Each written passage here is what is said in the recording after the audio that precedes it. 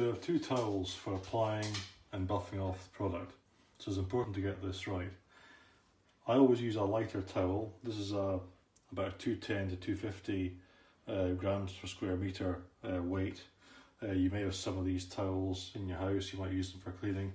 They're a very good cloth. You can probably buy 10 of them in a pack for about £3 or £4.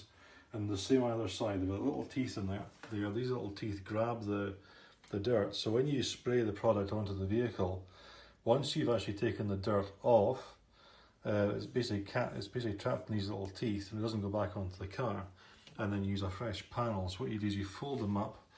They've all got tags in them. Either cut these off or fold them in. You don't want to get these tags scratching the paintwork. So fold once and then twice. So you've got a panel of 8 panels to work on. So when you have the dirt coming into the cloth, it'll stay in the cloth and it won't go back on the paint.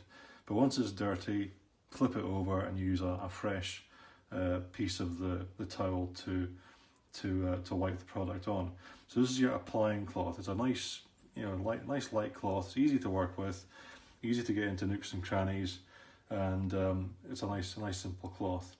The buffing cloth, on the other hand, I use the Costco Kirkland towel. They come in packs of 36. It's a very nice, very fluffy towel. There's a 350 gram size. These, by the way, are 16 by 16 inch. These are 15 by 12 inch. Same principle. Now these have two sides, a fluffy side and a normal side, a bit like this with the little teeth. Okay. So again, keep the tag in or cut it off. Fold once, fold twice. So again, you're working on the 8 panels per towel method.